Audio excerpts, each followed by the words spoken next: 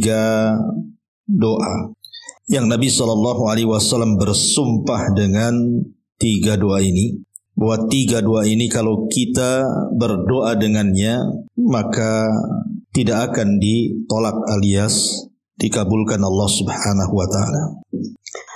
Apa saja 3 doa yang Nabi SAW bersumpah di sini bahwa doa-doa ini pasti mustajab.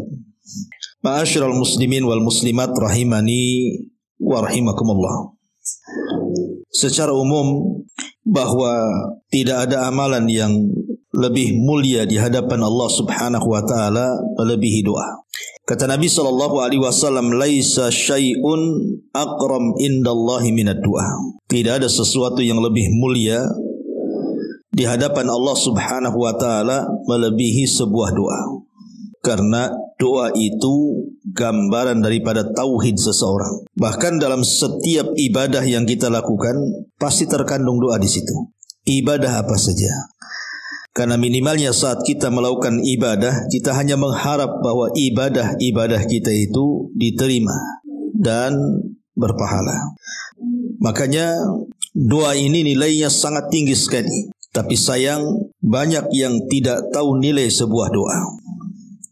Padahal para nabi dan rasul mereka sangat mengagungkan doa. Seolah-olah tidak ada yang tahu nilai sebuah doa kecuali mereka para nabi dan rasul dan orang-orang yang mengikuti mereka dengan baik.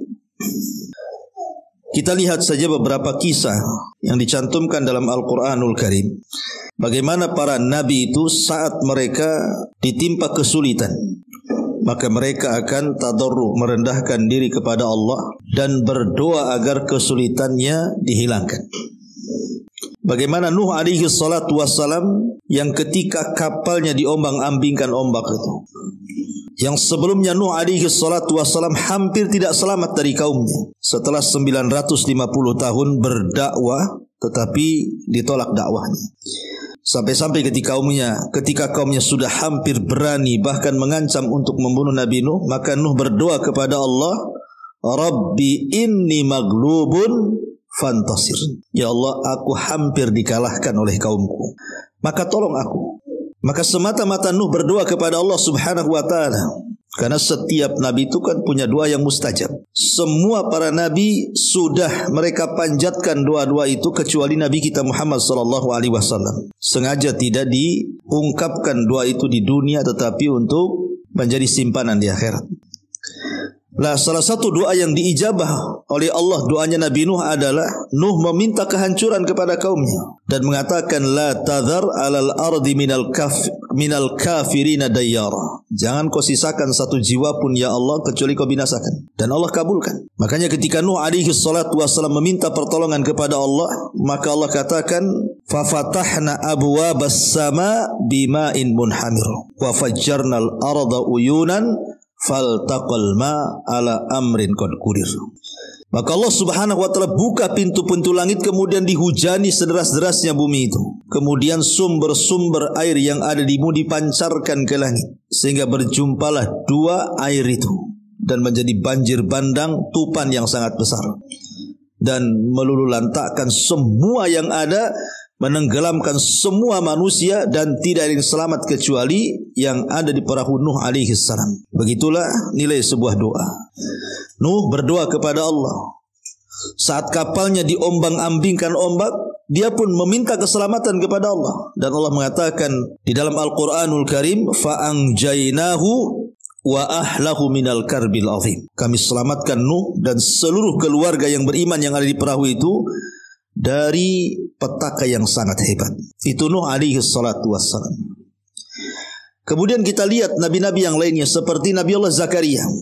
Lama dia tidak punya keturunan, tetapi dia terus berdoa kepada Allah Subhanahu wa taala agar diberikan keturunan. Maka Zakaria pun berdoa kepada Allah sebagaimana disebutkan dalam surah Al-Imran di permulaan itu. Dan Allah Subhanahu wa taala kabar gembirakan kepada Zakaria. Ketika Zakaria berada di mihrab, malaikat datang dan mengatakan, "Yubashshiruka bi Yahya." Kami memberi kabar dari Allah bahwa Allah sudah menghabar beritakan engkau akan memiliki putra namanya Yahya. Dan banyak lagi. Nabi Ayub alaihi salatu wassalam yang ditimpa banyak penyakit. Akhirnya kemudian berdoa kepada Allah dan mengatakan, inni massaniya dzur wa anta arhamur rahimin. Akhirnya kemudian Allah Subhanahu wa taala angkat penyakitnya dan Allah kembalikan nikmat-nikmatnya. Termasuk Nabi kita Muhammad sallallahu alaihi wasallam saat perang Badar. Malam harinya Rasul berdoa kepada istighatsah. Maka Allah Subhanahu wa taala firmankan, "Idz tastaghitsuna rabbakum fastajaba lakum." Ketika engkau wahai Muhammad beristighatsah kepada Rabbmu, maka Allah Subhanahu wa taala kabulkan istighatsahmu. Dan keesokan harinya ketika terjadi perang Badar, Allah menangkan. Dan begitulah, tidak ada tahu nilai sebuah doa kecuali para nabi. Harusnya ini sebuah pelajaran bahwa jangan pernah remehkan sebuah doa, karena itu silahul mukmin, senjata kita orang yang beriman. Lah di sana ada doa-doa yang Nabi sallallahu alaihi wasallam bersumpah. Dengan sumpahnya ini, kalau kita memanjatkan dengan doa-doa itu, pasti dikabulkan doa kita. Apa saja itu? Yang pertama, disebutkan dalam sebuah riwayat dari Sa'ad bin Abi Waqqas radhiyallahu an. Ini Sa'ad bin Abi Waqqas radhiyallahu an meriwayatkan sebuah hadis. Jadi satu hari kata Sa'ad, marartu bi Utsman bin Affan. Aku lewat dengan Utsman ibn Affan radhiyallahu an, dan ketika itu Utsman berada di masjid. Fasallamtu alaihi, aku pun mengucapkan salam kepada Utsman itu, tapi Utsman tidak menjawabnya. Sampai 3 kali Utsman juga tidak menjawabnya. Akhirnya kemudian kata Sa'ad, fa'ataitu amiral mu'minin, aku pun menjumpai amiral mu'minin yang ketika itu adalah Umar bin Khattab radhiyallahu an. Faqultu lahu, kukatakan kepada amiral mu'minin, ya amiral mu'minin, wahai amiral mu'minin. Dia mengatakan, apakah telah terjadi dalam Islam ini sesuatu? Kata Umar bin Khattab, wa madzak, apa itu maksudnya? Maka dia mengatakan, ya amiral mu'minin, lu aku lewat di masjid Nabi, di situ ada Utsman. Fasallamtu alaihi, aku ucapkan salam kepadanya, tetapi Utsman tidak pernah menjawab salamku. Apakah ada peristiwa yang berubah dalam Islam, kata Sa'ad bin Abi Waqqas ini. Maka Umar radhiyallahu anhu akhirnya memanggil Utsman dan ingin menanyakan kenapa dia tidak menjawab salamnya Sa'ad bin Abi Waqqas. Akhirnya kemudian kata Umar bin Khattab radhiyallahu an, ma mana'aka alla takuna radatta ala akhika salam ya Utsman. Kata Umar, ya Utsman, apa yang mencegah kamu untuk menjawab salam dari saudaramu Sa'ad ini? Apa yang mencegahmu? Kenapa kau diam saja? Ada orang mengucapkan salam, harusnya dijawablah. Maka Utsman ibn Affan radhiyallahu an mengatakan, aku tidak mendengar salamnya. Aku tidak dengar, macam mana mau jawab? Aku tidak dengar. Ya. Tapi Sa'ad bin Abi Waqqas mengatakan, bahkan aku mengucapkan salam. Kata Utsman, aku tidak dengar. Akhirnya kemudian Umar bin Khattab radhiyallahu anhu berupaya menengahi dua sahabat yang hampir berselisih ini gara-gara mengucapkan salam dan tidak mengucapkan salam. Maka akhirnya kemudian Utsman pun mengatakan, ya Amiral Mukminin, boleh jadi ketika itu memang aku sedang ada masalah. Aku sedang ditimpa masalah. Mungkin menghayal, melamun gitu ya. Kayak kita kadang-kadang kalau menghayal itu ada orang ngomong di depan kita aja nggak tahu. Padahal dia sedang ngomong sama kita tuh. Nanti kemudian kita tanyakan, dengar kamu ngomong apa tadi? Kan itu ya. Itu orang menghayalkan seperti itu. Ya. Itulah yang terjadi kepada Utsman. Akhirnya kemudian Utsman mengatakan, aku sedang ada masalah, sehingga tidak fokus. Kemudian ditanyakan, apa masalahmu? Dia mengatakan, aku teringat doa yang Nabi SAW bersumpah dengan doa itu. Aku teringat doa yang Nabi SAW bersumpah dengan doa itu, siapa yang membacanya maka akan dihilangkan setiap kesulitannya, setiap kesusahannya, setiap gundah gulananya akan dihilangkan Allah. Masalahnya ketika Rasul hendak mengajarkan doa itu, datang pula Arabi, Arab Badui, mengganggu Nabi dengan pertanyaan. Akhirnya dia lupa menyebutkan lafadznya, dan Rasul pun langsung pulang. Kata Sa'ad bin Abi Waqqas, ya Utsman, bukankah aku ada di situ? Aku kejar Nabi SAW dan aku pun penasaran apa lafadznya. Akhirnya kemudian aku ikuti Rasul di belakangnya sampai ketika Rasul masuk ke rumahnya, aku ketuk tuh pintunya. Dan aku katakan, ya Rasulullah, doa apa yang anda maksud sampai anda bersumpah dengan doa itu bahwa siapapun yang berdoa dengan doa itu pasti akan dihilangkan dari kesulitannya? Maka Nabi SAW kemudian mengatakan, "Na'am ya Sa'ad, da'watu Dhinnun idh huwa fi batnil hut. La ilaha illa anta subhanaka inni kuntu minadh dhalimin. Fa innahu lam yad'u biha muslimun rabbahu fi syai'in qad illa istajaba lahu." Kata Nabi SAW kepada Sa'ad, dakwahnya atau doanya Dhinnun, pemilik ikan. Siapa maksudnya? Nabi Yunus. Maksudnya doanya Nabi Yunus ketika berada dalam perut ikan. La ilaha illa anta subhanaka inni kuntu minadh dhalimin. Kata Rasul, tidaklah seseorang berdoa, tidaklah seorang muslim berdoa dengan doanya Dhinnun, Yunus alaihi salatu wassalam, untuk meminta sesuatu kecuali pasti diijabah Allah Subhanahu wa taala. Ma'asyiral muslimat yang dimuliakan Allah Subhanahu wa taala. Dari sini kita tahu yang pertama adalah riwayat Sa'ad bin Abi Waqqas, di mana riwayat ini terdapat di dalam Musnad Imam Ahmad. Kemudian juga sebagian ulama ahli tahqiq menghasankannya, dan Syekh Albani rahimahullahu taala mensahihkannya dengan lafaz da'watu Dhinnun idza'a wa huwa fi batnil huti la ilaha illa anta subhanaka inni kuntu minadh dhalimin fa innahu lam yad'u biha rajulun muslimun fi syai'in qad illa istajaba Allahu lahu. Doanya Dhinnun, Nabi Yunus, ketika dia berdoa dan dia di dalam perut ikan, dengan lafaz la ilaha illa anta, tidak ada sesembahan yang berhak disembah kecuali engkau, subhanaka maha suci engkau, inni kuntu minadh dhalimin, sesungguhnya aku benar-benar tergolong orang-orang yang melakukan aniaya atau zalim. Kata Rasul, fa innahu lam yad'u biha rajulun muslim, tidaklah seseorang berdoa dan dia seorang muslim fi syai'in qad, meminta sesuatu, illa stajaballahu lahu, kecuali Allah akan kabulkan permintaannya. Inilah doa yang Rasul bersumpah bahwa siapapun yang berdoa dengan Dhinnun, doanya Nabi Yunus, pasti dikabulkan. Ma'asyiral muslimat yang dimuliakan, ma'asyiral muslimin wal muslimat rahimani wa rahimakumullah. Para ulama mengatakan kenapa demikian? Karena ada 5 poin yang harus dicatat dalam doa ini.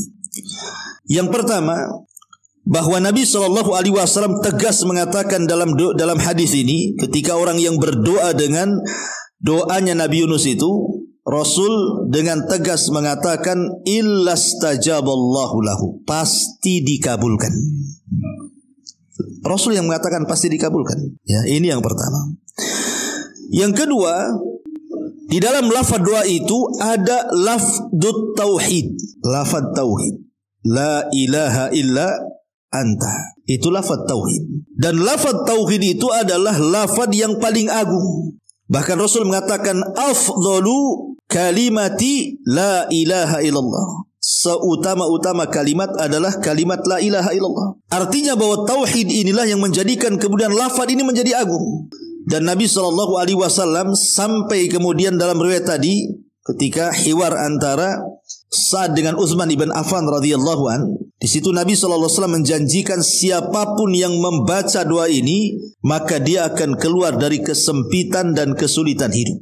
Ini yang kedua. Yang ketiga, bahwa hamba Allah ketika melihat doa ini dengan seksama, betul-betul kita renungkan doa itu, maka di sini ada ahammiyatu istishari azamatillahi azza wajalla. Di sini ada perasaan pengagungan kepada Allah azza wajalla. Kenapa demikian? Pertama, di situ ada kalimat tauhid, la ilaha illa anta. Yang kedua ada kalimat at-taqdis, subhanak, pensucian Allah. Dan yang ketiga ada kalimat inkisar, merasa rendah dirinya kita di hadapan Allah, bahwa kita ini makhluk yang mudah melakukan dosa dan kezaliman. Makanya ketika kita pahami 3 makna ini, harusnya muncul kepada hati kita ini perasaan istishar bi azamatillah, lebih mengagungkan Allah Subhanahu wa ta'ala. Kemudian yang keempat, bahwa tashtamilu syighatad du'a ala asbabil ijabati wa hiyal imanu billahi wahda. Karena dalam doa itu ada lafaz yang menyebabkan kenapa doa itu dikabulkan. Karena di situ ada kalimat al-imanu billah, ada keimanan yang kuat kepada Allah dengan tauhid tadi. Dan yang terakhir di sini di antara sebab kenapa doa ini sangat mustajab, karena di sini ada inkisar tadi. Kita ini menghambakan betul-betul kepada Allah. Kita merasa bersalah dari dosa-dosa yang kita lakukan dan kita pasrah kepada Allah Subhanahu wa taala. Dengan sebab itulah maka Allah Subhanahu wa taala mengabulkan doanya. Makanya Nabi SAW sampai bersumpah. Jadi sebenarnya Rasul tidak perlu bersumpah kan? Ngapain Rasul bersumpah?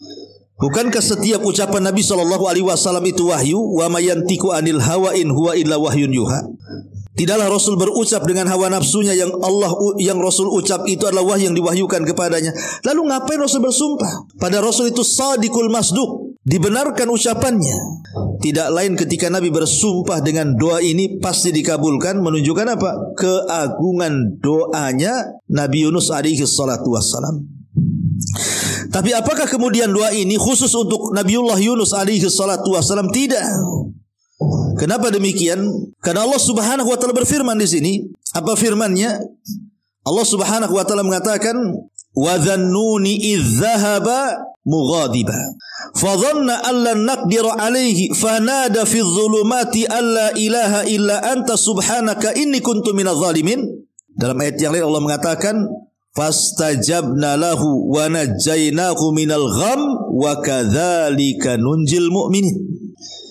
Kata Allah Subhanahu wa taala, dan Dhannun, maksudnya Yunus alaihi salatu wasalam. Dhannun itu ketika dia pergi marah dari kaumnya. Karena begini, Yunus ini dia diutus oleh Allah Subhanahu wa taala ke sebuah negeri namanya Nainawa. Nabi Yunus itu diutus oleh Allah ke sebuah negeri namanya Nainawa. Di mana Nainawa? Di Irak. Ya, itulah areal dakwahnya Nabi Yunus, daerah Irak. Di satu perkampungan namanya Nainawa. Jumlah perkampungannya banyak, artinya jumlah kaum Yunus itu banyak sekali. Ya. Dan Nabi Yunus alaihi salatu wassalam sama dengan para nabi setelah dan sebelumnya, berusaha mendakwahkan tauhid kepada kaumnya. Tetapi begitulah terkadang penerimaan dakwah para nabi tidak semua diterima. Rupanya satu kaum itu tidak ada yang beriman kepada Nabi Yunus. Ini ujian. Akhirnya Nabi Yunus alaihi salatu wassalam saking marahnya mengancam kepada kaum Nainawa, kalau kalian tidak beriman dalam 3 hari akan turun azab kepada kalian. Ditunggu sehari tak nampak azab, ditunggu 2 hari tak nampak azab. Akhirnya ketika mau masuk hari ketiga, Yunus pun pergi. Rupanya di hari ketiga, di saat Nabi Yunus pergi meninggalkan kaumnya melihat tanda-tanda azab itu. Akhirnya ketakutan, beriman semuanya. Tapi Nabi Yunus tidak tahu karena sudah pergi masalahnya. Ya. Makanya Nabi Yunus akhirnya mencari daerah baru. Naiklah dia kepada sebuah perahu. Tiba-tiba Allah takdirkan perahu ini berhenti di tengah lautan. Akhirnya nampak ada ikan besar yang mengitari perahunya itu. Semua manusia ketakutan. Dan mereka harus mengorbankan satu orang supaya dikasih makan ikan, supaya ikannya menjauh dan tidak mencelakakan semuanya. Akhirnya terjadilah undian di sini, dikoclok bahasa kitanya ya. Kira-kira siapa yang berhak untuk dilemparkan ke dalam lautan untuk menjadi mangsa ikan itu, supaya ikan ini menjauh. Ya. Akhirnya kemudian setelah dikocok gitu ya, kayak Ibu Arisan tuh, keluar pula Nabi Yunus itu namanya. Orang-orang mengatakan janganlah, zahirnya dia orang soleh, bagus yang lain saja yang keluar namanya, bagus preman aja dikorbankan. Tetapi dikocok lagi, Yunus lagi yang keluar. Nabi Yunus baru sadar, mungkin ini kesalahan dia, meninggalkan kaumnya padahal belum diizinkan Allah Azza wa Jalla. Akhirnya dia pun melemparkan diri dari kapal itu, langsung ditelan ikan. Tapi Allah Subhanahu wa taala sudah perintahkan kepada ikan itu, telan jangan kunyah katanya. Kalau dikunyah habislah. Ya, akhirnya ditelan saja, masuklah di perut ikan. Kemudian ikan itu meninggalkan perahu itu, kemudian masuk ke dasar lautan. Tidak dijelaskan berapa hari, berapa minggu, berapa bulan, wallahu a'lam. Nabi Yunus itu di perut ikan itu. Yang jelas setiap ikan itu masuk ke dasar lautan, Yunus mengalami 3 kegelapan. Kegelapan perut ikan, kegelapan dasar lautan, kegelapan tengah malam. Secara logika harusnya Yunus meninggal. Tapi ya Nabi Yunus alaihi salatu wassalam, dia tahu bahwa dia tidak mungkin selamat dari perut ikan itu. Dan tidak ada siapapun yang akan menolong dia, sehingga dia betul-betul yakin dengan Allah Subhanahu wa ta'ala bahwa dalam kondisi seperti itu tidak ada yang bisa menolong kecuali Allah, tidak ada yang bisa menyelamatkan kecuali Allah. Akhirnya Nabi Yunus alaihi salatu wasallam terus memanjatkan kepada Allah sebuah doa dan juga zikir yang terus diulang-ulang dalam perut ikan itu. Apa itu? La ilaha illa anta subhanaka inni kuntu minadh dhalimin. Maka ketika Nabi Yunus terus berdoa dengan doa ini, apa yang terjadi? Fastajabna lahu, maka kami kabulkan doanya.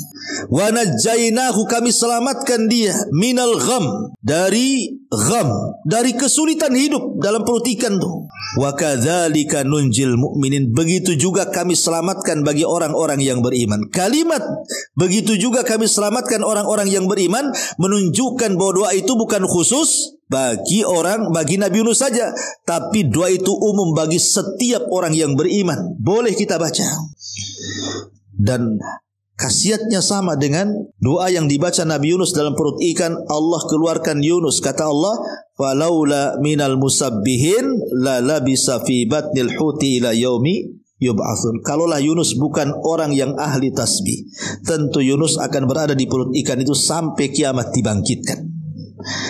Akhirnya Allah keluarkan Nabi Allah Yunus dari perut ikan dan Allah selamatkan. Kata Nabi SAW dalam hadis ini, siapapun yang berdoa dengan doanya Zinnun Yunus alaihi salam, la ilaha illa anta subhanaka inni kuntu minadh dhalimin, lam yad'u rajulun muslimun fi syai'in qad illa stajaballahu lahu. Tidaklah seorang muslim berdoa dengan doa itu kecuali pasti dikabulkan. Makanya saya sarankan, kalau kita hendak berdoa kepada Allah Subhanahu wa ta'ala, sisipkan doanya Nabi Yunus, gitu maksudnya. Kita mau minta apa nih? Ya, ibu-ibu yang jomblo pengen kawin, atau yang janda pengen nikah lagi, atau yang ya udah nikah nggak bisa lah, ya, jadi bapak-bapak. Ya, kemudian juga yang sulit ekonomi, yang banyak penyakit ingin disembuhkan, yang pokoknya banyak masalah lah. Hidup ini kan pasti banyak masalah, tidak mungkin gak ada masalah. Setiap orang itu pasti punya masalah. Entah masalah kesehatan, entah masalah ekonomi, entah masalah keluarga, entah masalah itu banyak. Dengan anak, dengan orang tua, dengan suami, dengan pasangan, dengan tetangga, dengan rekan kerja dan begitu seterusnya. Semua orang punya masalah. Artinya kalau kita minta kepada Allah untuk masalah kita dihilangkan, selipkan doanya Nabi Yunus ini. La ilaha illa anta subhanaka inni kuntu minadh dhalimin. Minta apa di situ? Langsung kita minta kepada Allah. Setelah kita membaca doanya Nabi Yunus alaihi salatu wassalam. La ilaha illa anta subhanaka inni kuntu minadh dhalimin. Ya Allah, kabulkanlah saya perlu ini, perlu itu, perlu ini, dan begitu seterusnya. Ya, karena tadi Utsman ibn Affan radhiyallahu sampai mengatakan bahwa doa Zinnun ini sampai Rasul bersumpah, siapapun yang mengucapkannya pasti mustajab. Ya, ini yang pertama. Ya, doanya Nabi Yunus alaihi salatu wassalam, la ilaha illa anta subhanaka inni kuntu minadh dhalimin. Yang kedua, doa yang mustajab yang Rasul bersumpah dengan doa itu. Doa ini dari sahabat Anas ibn Malik radhiyallahu an dan dikeluarkan oleh Ashabus Sunan. Ya, Abi Dawud, Tirmidzi, Ibnu Majah itu disebut Ashabus Sunan. Dari Anas ibn Malik radhiyallahu an, dan doa ini juga disahihkan oleh Syekh Nasiruddin Al-Albani rahimahullahu taala. Jadi Anas ibn Malik radhiyallahu an, Anas bin Malik ini pembantu Nabi. 10 tahun dia membantu Nabi sampai Rasul meninggal. Maka disebut khadimur Rasul, pembantu Nabi. Kata Anas bin Malik radhiyallahu an, kuntu ma'a Rasulillah sallallahu alaihi wasallam jalisan. Satu hari aku pernah duduk bersama Nabi. Wa rajulun qa'imun yusalli. Di sebelah kami ada seseorang yang tegak mendirikan salat. Di Anas dengan Rasul sedang duduk, rupanya tidak jauh dari situ ada orang salat. Falamma raka'a wa sajada wa tashahhad da'a ilallah. Ketika laki-laki ini sudah ruku, sudah sujud, dan sekarang posisi dia di tasyahud akhir, tiba-tiba dia berdoa setelah tasyahud itu. Apa doanya? Allahumma inni as'aluka bi anna lakal hamdu la ilaha illa anta al-mannanu badi'us samawati wal ard ya dzal jalali wal ikram. Allahumma inni as'aluka bi anna lakal hamdu la ilaha illa anta al-mannanu badi'us samawati wal ard ya dzal jalali wal ikram. Begitu lafadznya. Ya hayyu ya qayyum inni as'aluka. Ya Allah, hamba memohon kepadamu dengan segala pujian untukmu. Tidak ada Tuhan yang berhak disembah selainmu. Engkau esa, tidak memiliki sekutu. Engkau pemberi anugerah. Engkau pencipta langit dan bumi. Wahai zat yang maha terpuji dan maha mulia. Wahai zat yang maha hidup dan terus mengurus makhluknya. Ya Allah, aku meminta sesuatu kepadamu. Apa kata Nabi SAW ketika dia mendengar orang ini mengatakan seperti itu? Kata Nabi SAW, walladhi nafsi biyadi. Di sini sumpahnya, walladhi nafsi biyadi, demi zat yang jiwaku berada di tangannya. Ini arti kalimat sumpah. Demi zat yang jiwaku berada di tangannya. Rasul bersumpah nih, ya. Laqad da'allaha bismihil a'zam. Laqad da'allah bismihil azim alladzi idza du'iya bihi ajab wa idza su'ila bihi a'ta. Sungguh orang itu telah berdoa dengan nama Allah yang agung, yang apabila dia berdoa dengan lafaz itu pasti dikabulkan, yang apabila dia meminta dengan doa itu pasti akan diberikan permintaannya. Ya, Rasul menjanjikan dua perkara di sini. Siapa yang berdoa maka dikabulkan, siapa yang meminta maka akan diberi. Apa doanya? Allahumma inni as'aluka bi anna lakal hamdu la ilaha illa anta al-mannanu badi'us samawati wal ard ya dzal jalali wal ikram ya hayyu ya qayyum. Hafal Bu? Hah? Hafal? Oke. Sekarang kita rame-rame, ya. Allahumma inni as'aluka bi anna lakal hamdu la ilaha illa anta al-mannanu badi'us samawati wal ard ya dzal jalali wal ikram ya hayyu ya qayyum. Kan pendek itu. Gak cepat-cepat lah. Memang loadingnya kurang. Kurang loading aja sebenarnya kan. Ini sudah pendek ya. Allahumma inni as'aluka bi anna lakal hamdu la ilaha illa anta al-mannanu badi'us samawati wal ard ya dzal jalali wal ikram ya hayyu ya qayyum titik. Nah, kan. Habis itu kita minta, terserah minta apa. Yang penting doa ini dulu dibaca. Rasul mengatakan demi zat yang jiwaku di tangannya. Ini bersumpah. Siapa yang berdoa dengan doa ini kemudian kita meminta apa saja pasti dikabulkan doanya, pasti diberikan permintaannya. Ini sumpah Nabi. Pertanyaannya apa? Kenapa sampai mustajab doa ini? Karena dalam doa ini terkandung Ismul A'zam, nama Allah yang agung. Nama Allah yang agung. Apa itu? Ya dzal jalali wal ikram ya hayyu ya qayyum. Sebenarnya mengatakan itulah Ismul A'zam. Dahulu di zaman Nabi Musa alaihi salatu wassalam, ketika Nabi Musa alaihi salatu wassalam itu membawa Bani Israel dari Mesir menuju Palestina, tanah perjanjian. Kemudian Allah azab Fir'aun itu, dan Allah tenggelamkan sehingga mereka diselamatkan dari Fir'aun dan bala tentaranya. Dalam perjalanannya Nabi Musa dan Bani Israel ini melewati satu bukit yang panjang. Bukit itu namanya Bukit Husban. Bukit itu memanjang sekali, Bukit Husban. Lah setelah Bukit Husban itu ada sebuah kaum dari kaum-kaum Kan'aniun, penduduk asli situ. Mereka ketakutan kalau Nabi Musa dan Bani Israel itu hendak menjajah mereka.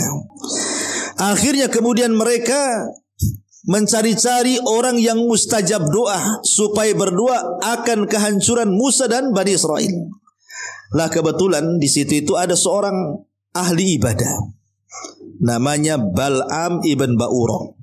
Bal'am ibn Ba'ura. Bal'am ini Salah satu ulama dari ulama-ulama Bani Israel, Bal'am ini. Dia kalau berdoa mustajab doanya.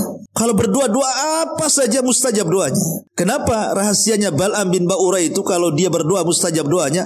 Karena dia memiliki Ismul A'zam, menguasai Ismul A'zam. Karena dia ahli Taurat juga, ya. Dia tahu nama-nama Allah Subhanahu wa taala yang agung itu. Makanya dia kalau berdoa dengan nama Allah yang agung pasti dikabulkan.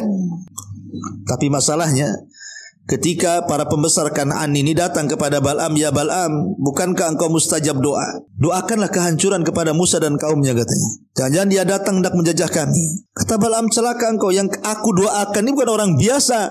Dia ulul azmi, dia rasul, dia nabi. Ya, enggak mau katanya. Tapi hari-hari kemudian para pembesar datang dengan harta, dijanjikan kedudukan, jabatan, macam-macam leleh pula di akhirnya. Mau pula dia mendoakan Nabi Musa dan kaumnya. Akhirnya mulailah dia berdoa. Masalahnya salah tempat. Yang dia doakan itu Nabi. Masa Nabi didoakan kecelakaan, mana dikabulkan Allah. Akhirnya kemudian setiap Bal'am ini berdoa kepleset-pleset tuh doanya. Yang harusnya dia berdoa, ya Allah hancurkan Musa dan kaumnya, kepleset, ya Allah hancurkan kaum Kan'an dan orang-orang yang congkak dan sombong itu. Marahlah orang-orang Kan'an itu, ya Bal'am, kami kasih harta, kasih ini, kasih itu. Kau suruh berdoa kehancuran Musa, kenapa kau balik pula kehancuran itu doa kepada kami, katanya. Kata Bal'am, tak tahu kok kepleset-pleset gini lidahku, katanya. Ya. Akhirnya kemudian kata Bal'am, khasirat dunya wal akhirah. Aduh, kalau gini aku rugi dunia akhirat nih, katanya. Kenapa? Sudah tidak mustajab doanya. Yang kurang ajar dia mendoakan kehancuran Musa. Karena sudah mandi, sudah basah kuyup sekali lah. Dia mengatakan, ya sudah gini saja, kita cari cara lain. Jangan doa-doa sudah gak mujarab lagi. Dengan cara apa? Utus wanita kalian, gadis, anak-anak gadis kalian, kasih cantik dia, kasih rapih dia, kasih molek dia supaya terfitnah tuh Bani Israel. Cukup satu orang Bani Israel kalau sampai ada yang berzina itu cukup, katanya. Diutuslah itu akhirnya. Lah Musa ini kan musafir dengan Bani Israel ke tanah perjanjian. Akhirnya kemudian gadis-gadis Kan'an ini mereka berjalan ke Bukit Husban, entah membawa dagangan, makanan atau apa, menawar-nawarkan. Ada pula yang jatuh cinta satu di situ. Akhirnya terjadi zina. Ketika terjadi perzinahan itu turunlah taun kepada mereka. Dan tidak dicabut penyakit itu sampai diketemukan siapa pezinanya, kemudian dibunuh baru dihilangkan penyakitnya. Tapi maksud saya itu bagaimana Bal'am ini doanya mustajab. Kenapa? Karena dia menguasai Ismul A'zam. Ya tentu Ismul A'zam di zaman dulu, dalam kitab-kitab dulu Taurat, Injil dan Zabur akan berbeda dengan Ismul A'zam yang ada dalam Asmaul Husna yang kita senantiasa hafal. Lah Asmaul Husna itu kan 99, walaupun itu bukan batasan. Tapi dalam Asmaul Husna itu ada nama-nama Allah yang disebut dengan Ismul A'zam, yang kalau kita berdoa bertepatan dengan Ismul A'zam itu maka akan mustajab. Lah sebagian para ulama ada yang mengatakan Ismul A'zam itu adalah Ya Dzal Jalali wal Ikram. Ada juga yang mengatakan Ya Hayyu Ya Qayyum. Ada yang mengatakan Allah, ya. Dan ini tiga-tiganya terkandung di sini. Kalau seandainya ada yang mengatakan Allah, Allah ada di situ. Kalau ada yang mengatakan Ya Dzal Jalali wal Ikram, di situ juga ada kalimat Ya Dzal Jalali wal Ikram. Kalau yang mengatakan Ya Hayyu Ya Qayyum, di situ juga ada kalimat Ya Hayyu Ya Qayyum. Berarti pasti di antara tiga nama ini ada Asma'ullahil A'zam. Makanya kenapa Rasul sampai bersumpah di sini, demi zat yang jiwaku di tangannya, siapapun yang berdoa di sini, kalau dia berdoa diijabah, kalau dia minta pasti dikasih. Makanya kata Nabi SAW, alidzu biyadzal jalali wal ikram. Perbanyak oleh kalian mengucap kalimat Ya Dzal Jalali wal Ikram. Contohnya begini, ya Allah, aku mau usaha, tolonglah mudahkan usaha saya, Ya Dzal Jalali wal Ikram. Begitu ya. Ya Allah, saya ini mau safar, mudah-mudahan selamat sampai tujuan, Ya Dzal Jalali wal Ikram. Ya Allah, saya ini baru buka usaha, janganlah gulung tikar, kalau bisa bentang-bentang lah tikar tuh, Ya Dzal Jalali wal Ikram. Begitu maksud. Perbanyak setiap doa itu diakhiri dengan kalimat Ya Dzal Jalali wal Ikram, itu maksudnya. Karena ada sebagian ulama mengatakan Ya Dzal Jalali wal Ikram itu adalah Ismul A'zam. Tapi ada juga yang mengatakan bukan itu, tapi Ya Hayyu Ya Qayyum. Ismul A'zam itu Ya Hayyu Ya Qayyum. Ya, dan begitu seterusnya. Tapi di sini maknanya, maksudnya ketika kita berdoa dikabulkan, ketika kita meminta diberi itu kapan?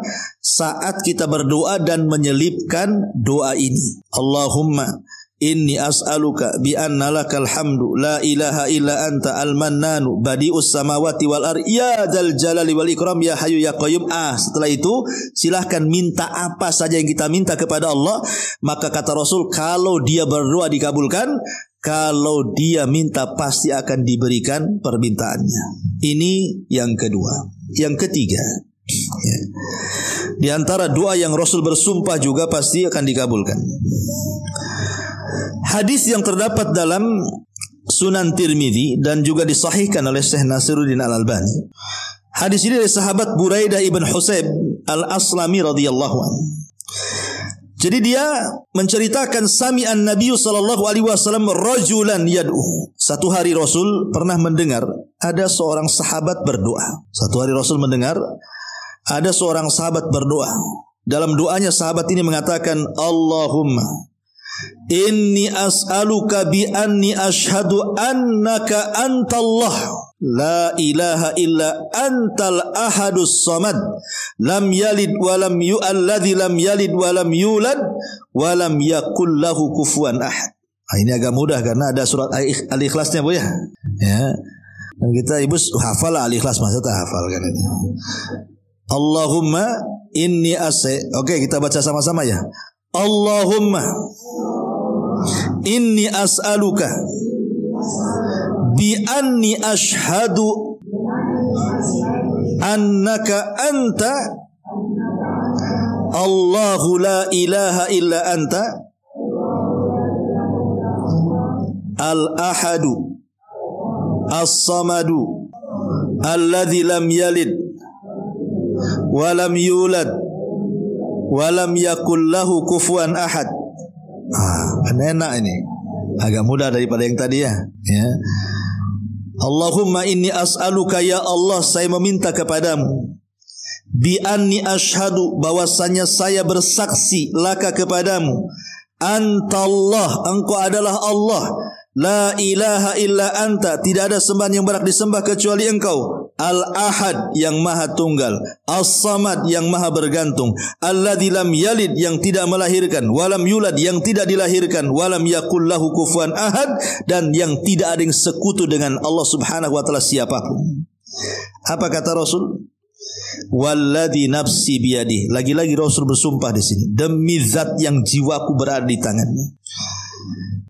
Laqad sa'alallaha bismihil a'zam.